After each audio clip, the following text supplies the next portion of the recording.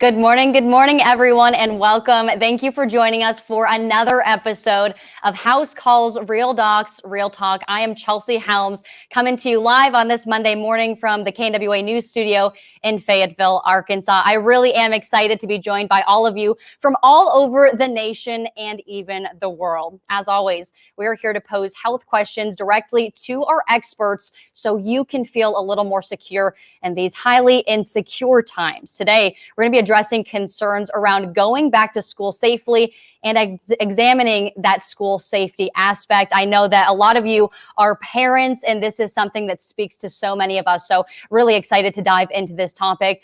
They're going to include things like what protocols should your school districts adopt? What are some of the best practices? And how can we keep our children virus free? All great questions. And I encourage you, if you have a question that you'd like us to address today, or maybe in the future, you can visit us right now at heart.org/housecalls and submit your question or drop it right below in the comments during our show. I'm monitoring our Facebook right now, so I encourage you, if you're joining us live, pop on and say hello. Please, we'd love to give you a shout out. Let us know where you're watching from, because a big part of this show is the involvement from you. So today we're going to ask you to do two things to help us out with.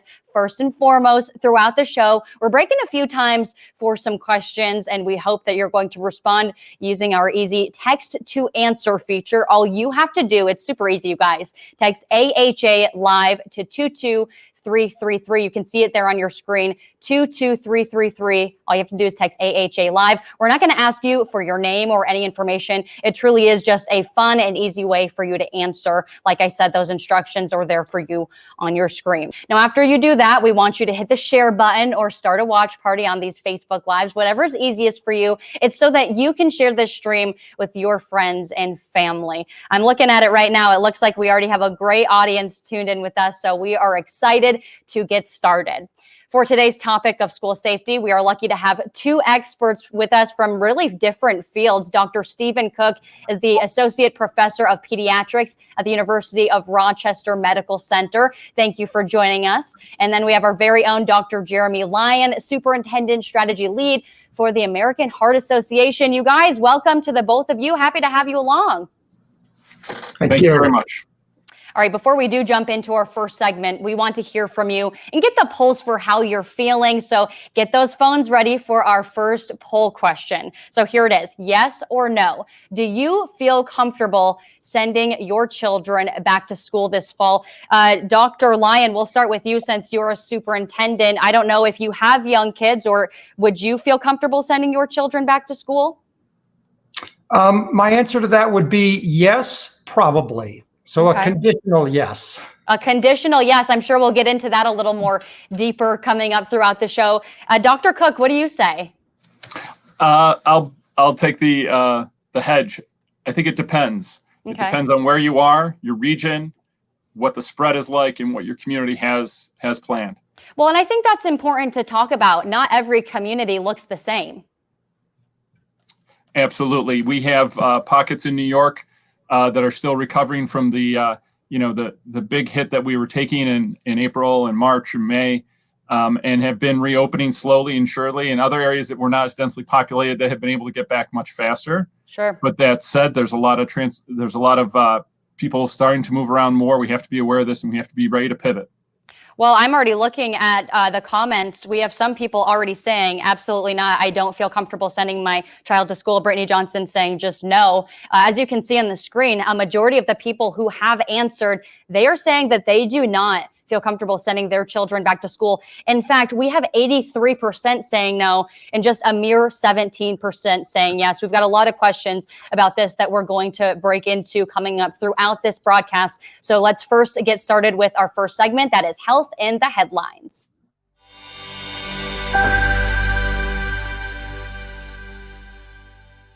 Each week, we select one headline that has grabbed our attention and could use some further discussion. This week's headline is from NPR, and it says, what parents can learn from childcare centers that stayed open during lockdowns. Now, some of us, we might have forgotten that many of these childcare centers, they're currently open in some capacity and have been since the pandemic hit. They've developed some creative ways to keep children safe and distant. So, Dr. Lyon, what do you think we can learn from them? Well, we had a really great opportunity this summer with these childcare programs and even some of the summer schools that went full forward to kind of test some of the tools and to see what works and what doesn't work. And so, school administrators across the country were watching all of this very carefully and learning from it. And so, I think the big takeaway since the time that schools dismissed in the springtime is that school administrators have been filling the toolbox with different ideas and different strategies that allow me to say that, I probably would send my child back to school at this point. And again, it's very much conditionally, but we have come a long way since the end of school to where we are right now, a long way. Definitely. Thanks for that insight. What do you think, Dr. Cook, from a medical standpoint? It is really important to gain the insights that we can from wherever we can. People talk about data in the US and in other countries, but then we also have to put it into our local context. So yes, there's been some encouraging information from daycare centers, but having talked to some daycare centers and asking how they're staffed, a room with 6 kids and 2 teachers is a lot easier to keep clean and be on top of than a classroom of 12 kids and 1 teacher. So we do have insights and it's helpful and more information is coming out, but it's not exactly the same. So we do have to be a little skeptical at times. Yeah, truly a very fluid situation for us all across the nation and even the world at this point. So thank you both for weighing in on that. We're looking forward to hearing a lot more from the two of you throughout the show. And with that being said, it is now time for You Ask, We Answer.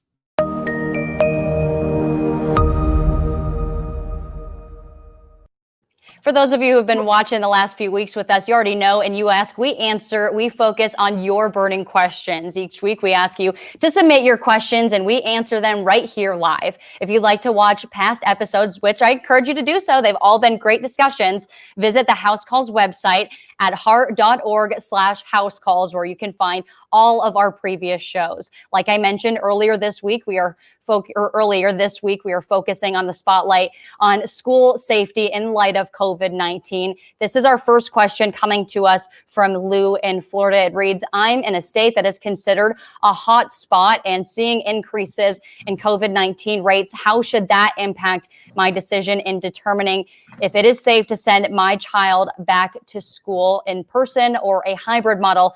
Dr. Cook, let's start with you. I mean, even just overnight, we've seen cases skyrocket in Florida. Yeah, that's, an extremely difficult situation. That's a community that has uncontrolled community spread. So that's an area where you really don't want to create more opportunities for groups to get together and having mixing. So I would not really plan on schools being open with all the children there fully when you have that much going on. It's going to be a tremendous drain on resources. It's going to take a lot of time. I mean, that's a community that, again, it's in the middle of the fire. Don't add more wood. And that's what we keep hearing it described as too, is it's a wildfire that just keeps on burning. So from the school standpoint, Dr. Lyon, let's bring you in on this. I'm kind of wondering who has to make these final decisions. Should it be the state level or should individual school districts have to make these tough decisions on whether or not they should be bringing kids back to school? Well, I think you got to really cut to the chase here, and you have to recognize that there is a world of difference between a rural school district, a suburban school district, and an urban school district. And the urbans and the suburbans, which educate the majority of kids in our country, are really up against it. And they're the ones that you really, really have to look at in the cases of the states where COVID is out of control, like my state, Texas. And you really have to weigh whether or not this is wise to send your kid to an environment where there are a lot of people and you can continue the spread. But when you recognize that districts have different things going, and you have to, as a parent, what you really have to do is you've got to dissect the plan and the information that the school district is presenting. And you have to understand it in the context of your children in regards to making that decision, whether or not to send them to that school and that school district. And so this is why I say there's the there's the societal viewpoint on this, and then you have to drill down as a parent into the plans for your specific school district. And this is where there's so much variety in regards to what is going on and what the conditions are. If you're in rural Oregon and you're part of a school district with 200 children, they've probably got a pretty good plan. If you're in Houston, Texas, and you're one of the big districts down there, even with a good plan, you have to really look at it from the aspect of your children and make your decision based on that. Yeah, and Dr. Lyon, I think you make an incredible point, because you really do have to make the decision that's best for your family. And unfortunately, I think that we're going to see a lot of families sending their kids back to school, even if they maybe don't feel comfortable doing so, because look, at the end of the day, mom and dad have to go back to work too. Do you want to speak to that, either of you?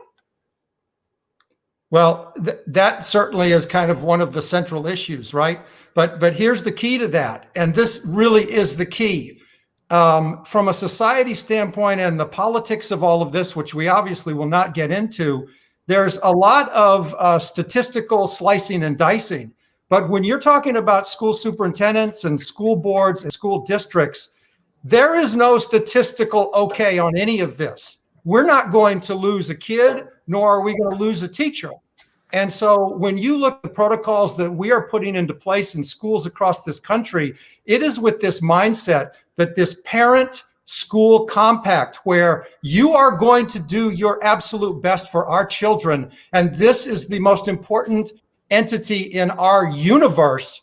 And we take that very seriously, and we are very responsible with that. So that's where you really get into this idea that until a school district can demonstrate that they have done everything right and have the qualifier that even doing everything right will not and cannot protect every child and teacher, but you must do everything right as the starting point, and then make sure that as we go forward, you keep at it and you keep refining it. And that is the way we're going to get these schools back on our feet in person learning.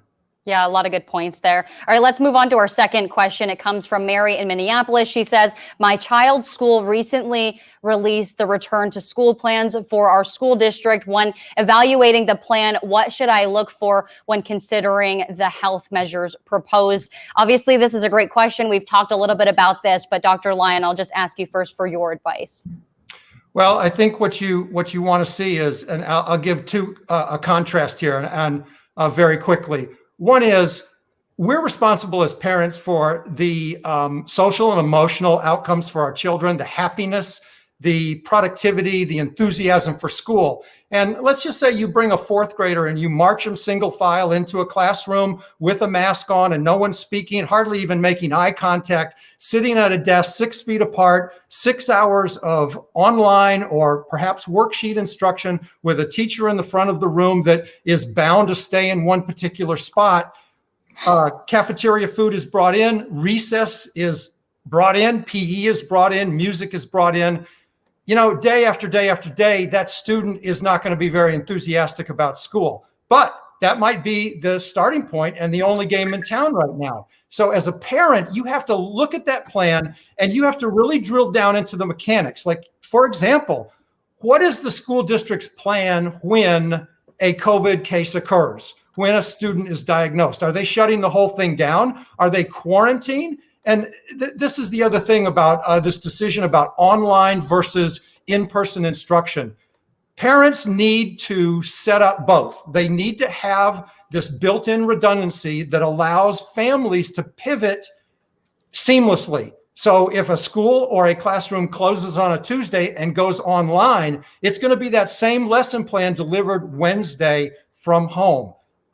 It is very difficult to contemplate how parents handle this, and this weighs heavily on school districts. But again, we're not going to lose children. We're not going to subject children or teachers to any kind of health risk that we know is not okay. And therefore, we have to just all work together. That parent-school compact is really important right now to understand that we have to be able to pivot. Parents pivot, school districts pivot, and work together on it. There are no bad guys here. This is a deal where we need to get these schools going. Be prepared for everything. That's what it sounds like you're telling me. Good advice there. Dr. Cook, when evaluating the plans that parents are seeing from their school districts, what should they have to consider with the proposed health measures? Well, they have to consider both their child's health as well as what is going on in the community. So knowing that there's going to be hand washing, face masking, social distancing, these are things as parents we should be working with our kids on already. You know, just like we want to start getting them ready to get up a little earlier in the morning, we have to start adjusting their day. This should be something that's already there. The evidence around masking is pretty obvious, and it should not be discussed. And we're not just opening schools to help the kids. Education as a field is probably one of the largest employers in most any region in the country. So you're starting a new business, you're starting up a transportation hub, a food center, and schools need a lot of support to do this. So as a parent, when you're looking at this, you want to see what else you can do. Can you drive your school? How about helping out with meals? Can you help the school in other ways, whether it's printing out materials, having extra supplies available, both for your child and if some need to be donated. Having 2 sets of materials so kids have stuff in school and at home, because if you need to pivot, you don't want to have to drive in and do some type of drop off to pick up materials. Trying to find access, make sure you have the right access to internet, Wi-Fi, the right type of, whether it's a laptop or tablet, whatever is needed. And I know those are not easy things to acquire. So working with schools on what those resources are extremely important, but preparing now and getting our kids into the habit and into the routine of what we need to do here. Yeah, definitely. I loved a lot of what you had to say there. Here's one from Phyllis in Sioux Falls. She says, I'm a teacher and learned my school will be moving forward with an in-person teaching format, adhering to the CDC guidelines, of course. What extra precaution should I take to lessen my family's risk of contracting COVID-19? Obviously, we're seeing not just within the school spread, the worry of that, but bringing it home. So Dr. Cook, I'm going to start with you. What tips do you have you can offer? You know, I think this is a really, really important question, because as much as I care about kids and as much as we are caring about kids and everything for them, we have to take into consideration the teachers and their families as well. We have to treat teachers on par with frontline staff, such as nurses and doctors who are in the front. They're going into buildings, we're getting kids together, we're taking as many steps as possible, and we need to make that a priority. So if teachers are going to be teaching in a classroom, obviously hand washing, face masking, if they also need to use a shield as well, knowing what distancing strategies they can get away with their kids. If they're younger kids versus older kids, maybe there's a little more flexibility, but also coming home, having a regular routine of washing your hands, putting stuff, maybe dropping your bag in the garage before you come in. Unfortunately, that's an easy thing for me to say, because as doctors and nurses, we've been doing this since the beginning. This is the deal we bought into as healthcare providers. Teachers and staff didn't. And so we really need to support them and help protect them as much as possible. This is not what they thought their career would involve. So we have to really take steps. And it's not just the school, it's the entire community. The business community in our regions need to help schools do this with as many resources they can muster. Yeah, I mean, even in the news business, my news director, she has a small child. He just turned 1. She says it's the hardest thing to go home after a long day of work and walk right by him, not pick him up and, love on him. First, she's got to jump in the shower. She's got to change her clothes and all that good stuff. So you're right. This isn't exactly something so many of us bought into. Dr. Lyon, is there anything you'd like to add to that? Well, Dr. Cook is exactly right with that. And this is another arena that kind of, as summer has gone on, has risen to the top around the nation. And that is, wait a minute. I'm a teacher. I'm 57 years old. I've got some underlying health issue, and I simply cannot go back into that environment at this point in time. So this is a deal where we do not have good answers, because if we have high teacher absenteeism this fall, then that in the traditional system relies on substitute teachers. Well, that's very problematic, because your substitute teacher pool comes from a wide slice of the general population, and you've got some issues there. So really the answer is, as Dr. Cook said, we have got to support teachers in a real way in the coming months. We have to treat them with the care and respect that they deserve, and we have to create environments and listen to them. When we listen to teachers, they will actually be the ones with the absolute best solutions and answers. But if we don't, then we get what we get, and shame on us. So we are all in this together, and teachers are the fundamental piece of this, that we need to listen to their great advice and follow it. Absolutely. We're really hoping that we don't see that teacher shortage that so many school districts across the nation are worried about for the upcoming school year. But this really is one of those wait and see situations.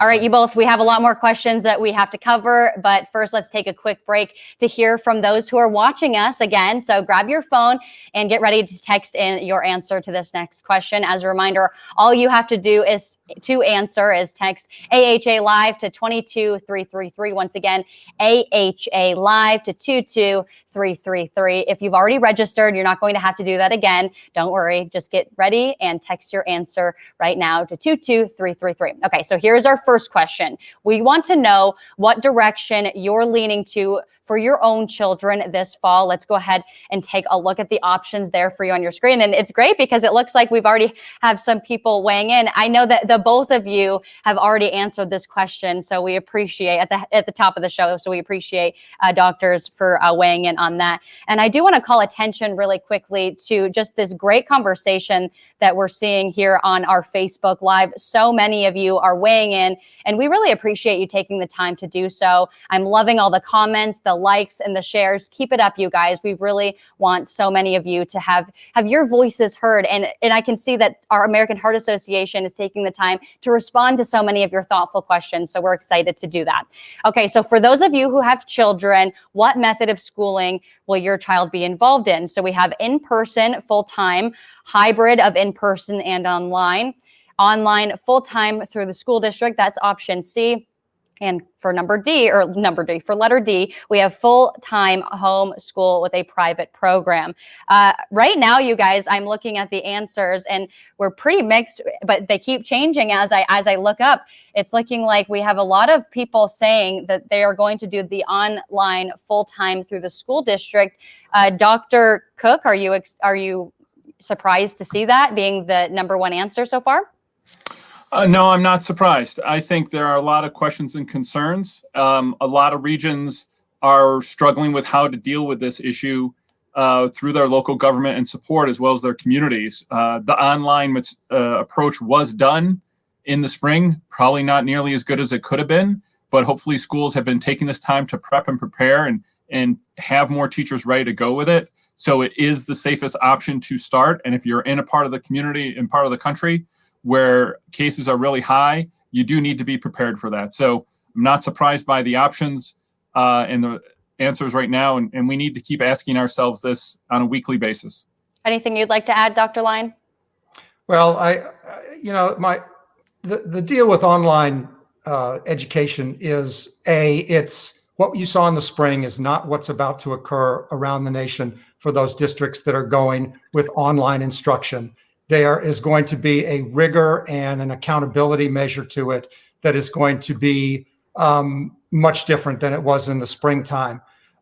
This online full-time issue is where you really hit home with the disparities between the haves and the have-nots. This is where the big urban districts with many, many families that live in poverty don't have the stability. This just obliterates the hopes that we have for equity of educational services in this country. So, there are school districts that have already pivoted and do a beautiful job with online learning. And then there are districts that are battling still here with just getting basic connectivity to their families. So we're not to the finish line on this. And this is the one where we have some real issues in our society to deal with to make sure we've got a level playing field for every child if we're going to do this online learning.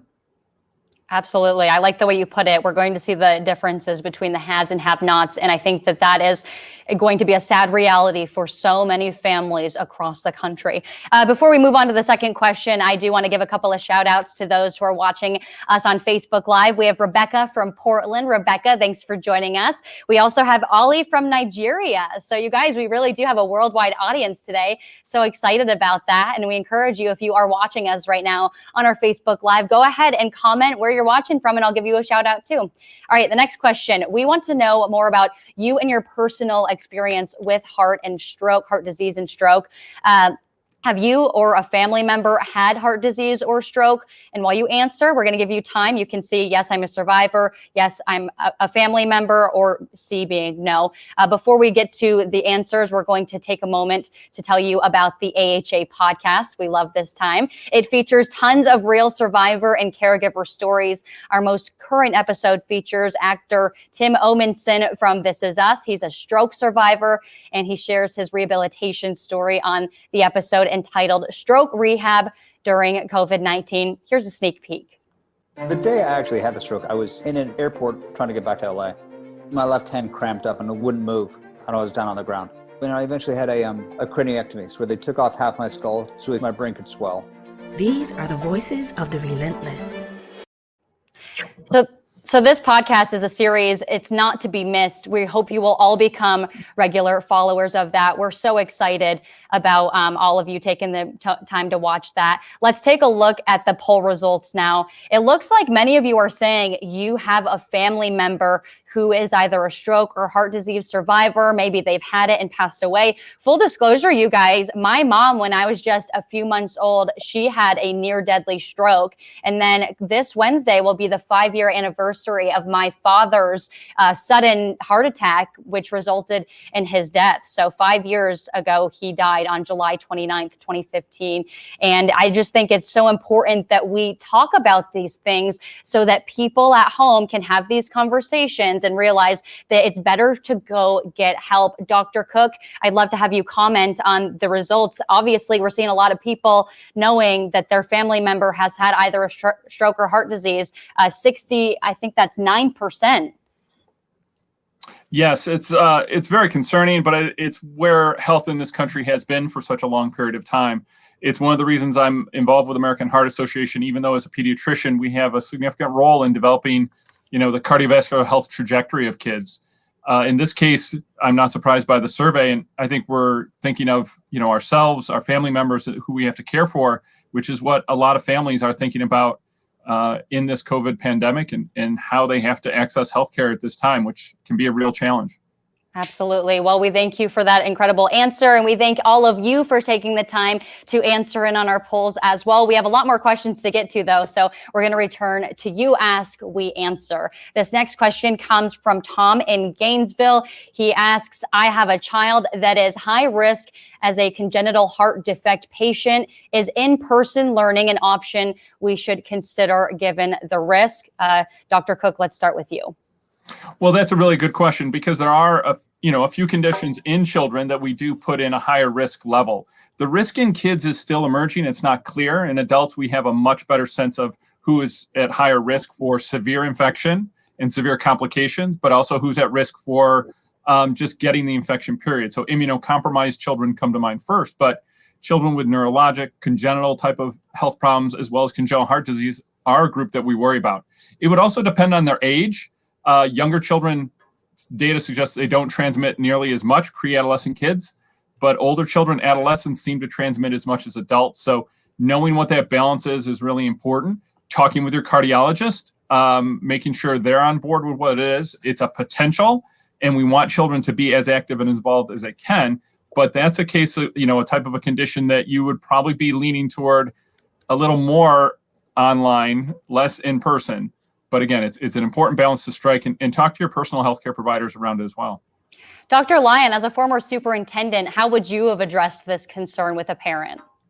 Well, you have to take the team approach. You have to begin with the sound medical advice. You have to begin by listening to the parents and the student as to what they hope to achieve with the educational program. And then you put the team of administrators and teachers together And you either are able to design an in-person educational plan or you are not. And so really in that one, it is a team approach, and you are working hand in hand with the parents, the child, and the medical doctors to assess and evaluate whether or not in-person instruction works. If it does, great. It's monitored day by day. If it's not okay, then you go with the online option. Makes sense. All right. Janice from Port Arthur asks, my child has breathing difficulties and I'm worried about him wearing a mask all day at school. Should I be worried if he cannot wear a mask? Should I not send him? All right, Dr. Lyon, we'll start with you on this one. Well, not to be redundant, but I would go back to what the medical expert says and advises in that case.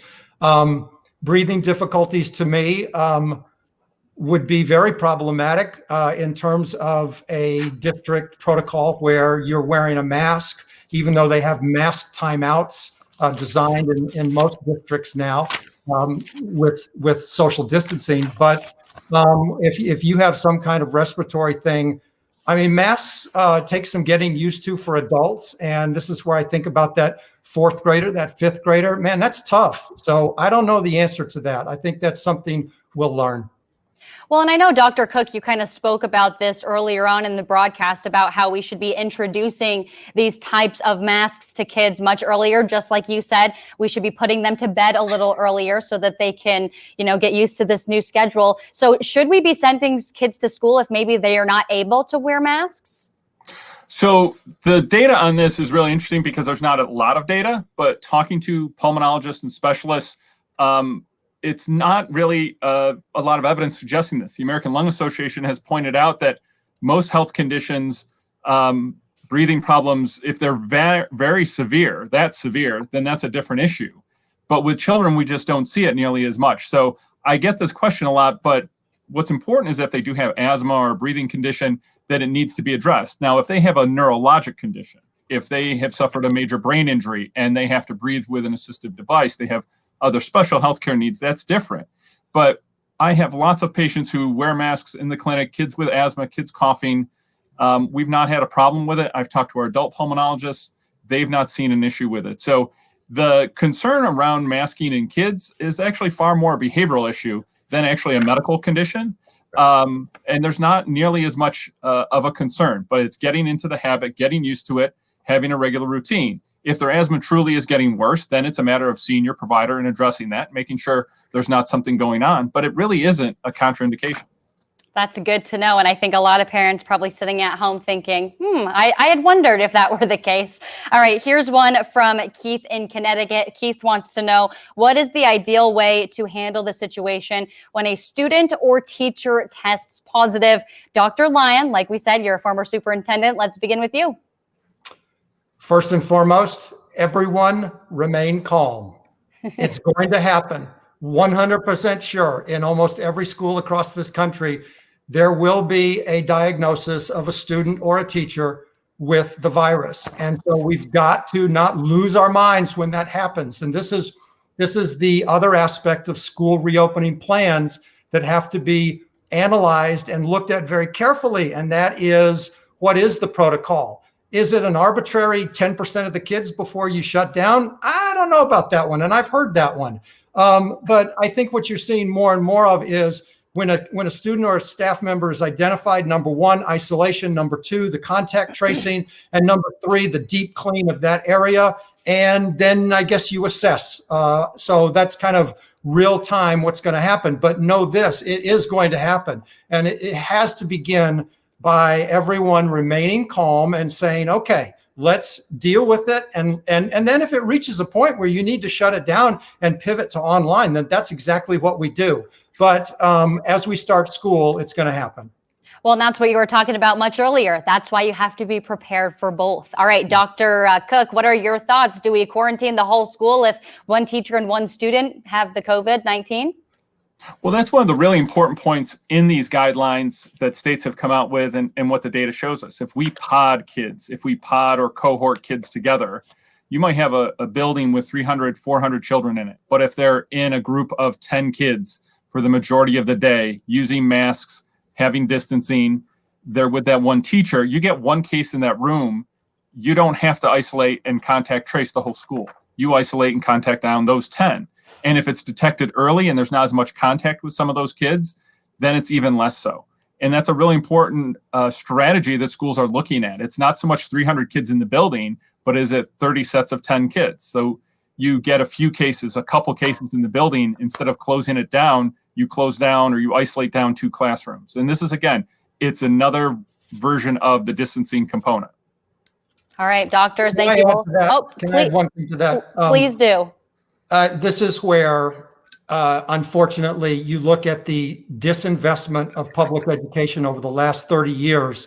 And when you do the math on 300 kids in pods of 10 kids, and then you look at the staff that you have the budgetary funds to hire, it doesn't add up. And I know Dr. Cook is exactly right. However, this is where your school districts are up against it, because ideally to follow those CDC guidelines is going to require a massive infusion of personnel in order to be able to create these small groups of learners. So this is really the hard part. And, for 30 years now, the name of the game for school superintendents like myself and for educators is efficiency, efficiency, efficiency. I buy software to route buses to do what? To put the most kids on the bus, right?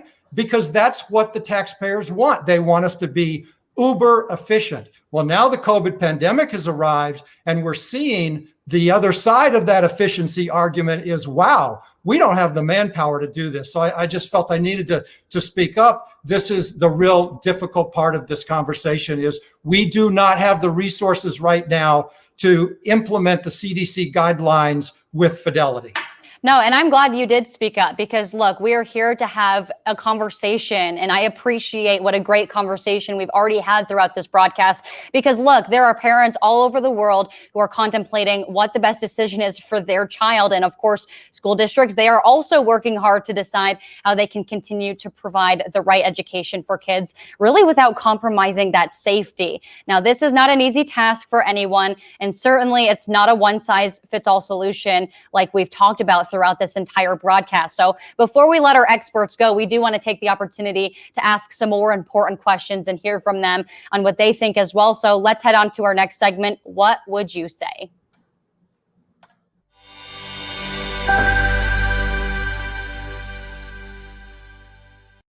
I know we've had so many of you with us on throughout the whole show, so you already know what to do. Grab your cell phone and get ready to text your answer to 22333. Our first question is a refresher to test your knowledge of best practices for combating this current health crisis. And it is, how far apart should people distance themselves while wearing masks? I'm going to give people a second to weigh in before we get our experts to talk about it, because I think that'll give away the answer if we do so. So in the time being, I'll say hello, Diane from New Jersey. Thank you so much for watching and commenting. We also have Miss Leola from Maryland joining us and Robin from Connecticut. So many other people too commenting. I'm trying to jot down notes as we go, you guys, but just a really incredible audience we have with us today. And also, not only are people commenting questions, they're weighing in on our conversation. So I really appreciate that.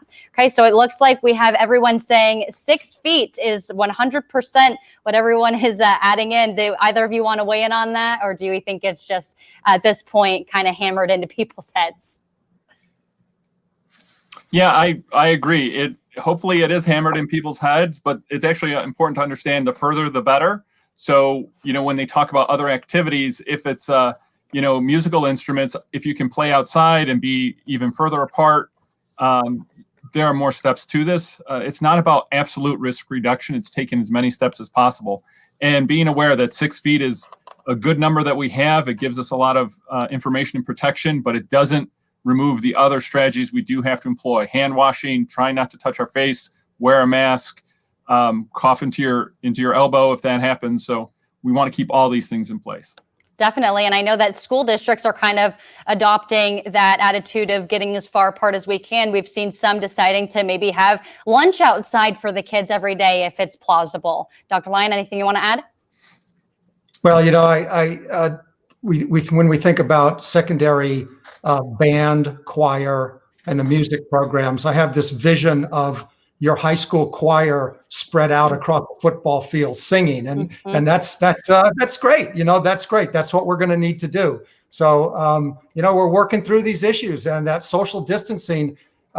Again, going back to the behavioral part of things, that's the one that's going to be kids are kids, and we're just going to have to be resilient in training and staying to these protocols, not unreasonably, but we all need to be working together on it.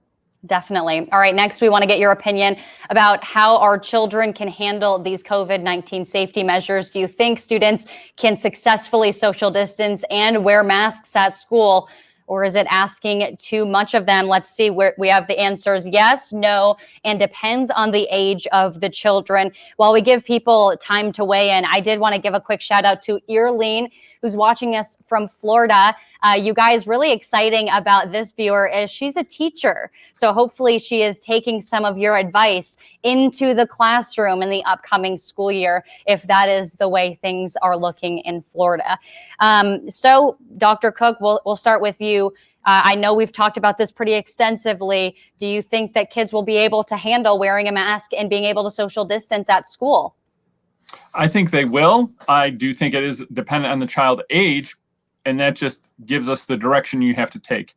Younger children have actually done really well with this, having nieces and nephews in daycare, having other family members and friends with younger children talking about, you make this the routine, this is what you do, and the kids buy into it. The older kids, it will be a bit of a challenge, it will be a bit of a stretch, but the reality is that this is what we have to do as a social contract. We're all in this together. The more steps we do, the more we can be protected, and the more we can actually have out of our lives, the more things we can get back to sooner. And these I hope public health strategies aren't, they're not barriers to opening the economy, to getting back to work. They're the path we have to take to reopening the economy. Yeah, that's a great point. And I really think that a big part of this not only will fall onto our teachers, unfortunately, within the classroom, and Dr. Lyon, I'll have you speak on that in just a moment, but I also think parents, like you've been talking about, they have to start showing these kids long before they enter the hallways of their school. They need to be taught this by those people who are, raising them. So Dr. Lyon, what are your thoughts on this poll? Well, I think you've got a two-headed monster here. I think at the elementary level, you have to be careful that we don't create a situation. The students will be compliant at the elementary level, so we can't drive all of the enthusiasm for learning and school out of all of these protocols, which they will comply with. At the secondary level, middle schools and high schools, it will be a compliance issue. I spent years as a high school teacher, and it is a highly social environment when you put 2,100 students in a high school. And here in Texas, that's a regular size high school. So it is going to be interesting. And one thing that's not going to work with this is to take a punitive approach. We're not going to, assign detention as a way to get successful social distancing. We're just going to have to work through this and encourage. If we have And unfortunately, as a school administrator, we always do. If we have the repeat offenders, we would treat them individually and do what we needed to do. But by and large, I'm optimistic here, but it is going to be a challenge. It really is. We all have to be optimistic at this point. It's really such an uncertain time. Look, Dr. Cook and Dr. Lyon, we have really appreciated both of your insights today coming from different fields. And that's what we appreciated about both of your discussions and the conversation that we've had. I'd like to give the both of you an opportunity to speak freely about today's topic before we go. So Dr. Cook, I'll start with you. Thank you very much. I want to thank Dr. Lyon and everyone helping us put this together. I'm honestly a little concerned that we haven't made school and education a bigger priority. This isn't just, again, opening a school. It's a transportation hub. It's a food service. It's a place of employment. It's somewhat a childcare center. It's many, many, many things. And for too long, we've undervalued education in this country. And now we're really having a reckoning. Communities, chambers of commerce, large employers around a region have to put resources in, as well as the government, to help schools be open, be safely open, because it's far better to have the schools as open as much as possible and allowing individuals to work than to not support them and have this fall apart when cases start to spike, contact tracing gets overwhelmed and you have a problem. So we really do have to put that as a priority, and we have to put the priority of the health of the teachers and the staff. This is not something they signed on to as a career, and so we have to be aware of that and take the appropriate steps. Thank you so much, Dr. Cook. We appreciate that. Dr. Lyon, I'd love to hear from you one last time as well. Well, thank you, Dr. Cook, and thank you, Chelsea, and especially thank you to the American Heart Association. One of the reasons I'm involved with them is because they are one of the key trusted partners for schools across this country. And actually, the American Heart Association right now has the incredible power of having a footprint and a presence in family lives, in communities, and in schools. And in the coming year, we intend to utilize that to create bridges between all of these different parties and strategies and schemes. So the last thing that I would say is that we are all in this together. I could not agree more with this concept about this is the time where some of the things that we are doing with education in this country really need to be examined, and we need to get after this. This is the highest priority that we have, is to get these schools what they need and go back to work. And I will close with this. I was watching a Netflix show the other day, and the FBI agent calls the director and says, "What do you need?" "I need 50 agents. You got them." Well, we should be listening to superintendents and school boards, and when they say, "What do you need?" and they answer what they need to open these schools and be successful with this, we should give it to them. And we should move forward together as a community, as a country, and get these schools back up. Not for any other reason, but singular reason that our next generation depends on it. Children are depending on us to deliver. And to that, I say, let's go. I bet you any school district administrator or what have you watching this are sitting there, yes, Dr. Lyon, for standing up for us. Well, look, we appreciate once again you both for joining us. So thank you again for the insight. All right, each week there are always more questions than we have time to get to here live. So if we didn't get to yours, no worries. We will try to answer it, and we'll try to answer as many as we can on the after show called House Calls After Show. Look for it later this week on our social channels and on the AHA's new podcast, which I'm going to tell you more about in just a moment. But first, it is time. This is one of my favorite segments for the weekly health hack.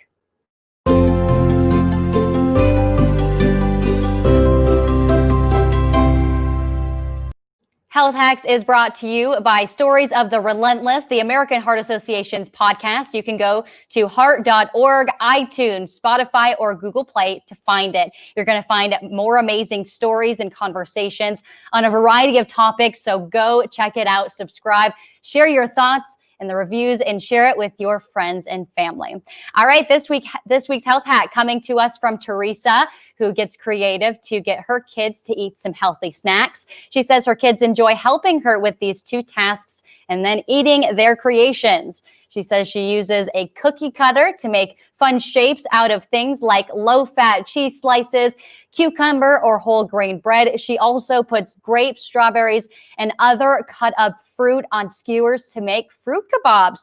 So fun ideas there. And I'm sure that very timely with the season. I think a lot of people will be taking you up on that. Maybe bring some cool treats to the beach or maybe on a family picnic. Now, remember, we feature a new tip each week. So if you do have a great idea, we encourage you to send it to us on heart.org/housecalls. And guess what? Maybe you're going to watch us next week and we'll see your idea right here on the show. We can always use some good tips for a healthier life. Before we do end this broadcast, I have a couple of shout outs. Not only are we live on our Facebook page, you guys, but we are live on LinkedIn and YouTube. So we encourage Liz, Alabama, she's commenting to us on LinkedIn. So hello, Liz. We have Natalia from Miami. Hello. And Paula from North Carolina. We truly appreciate all of you watching with us today. And as I mentioned earlier in the show, you can find any of our previous shows right now at heart.org/housecalls. Now, like we said, if we did not get to any of your questions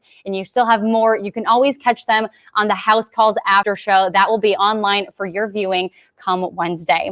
Thank you so much for your time, and we hope you're going to join us again next Monday. We're looking forward to it. Once again, my name is Chelsea Helms. I'm coming to you live from the KNWA News Studios in Northwest Arkansas. Thank you so much, everyone, for watching. I hope you all have a great week. Home is meant to be our safe place, but heart attacks and strokes don't stay home. Don't avoid the ER out of anxiety. Don't die of doubt. Don't stay silent and don't stay home. If you have an emergency, call 911. When seconds count, the hospital is the safest place to be.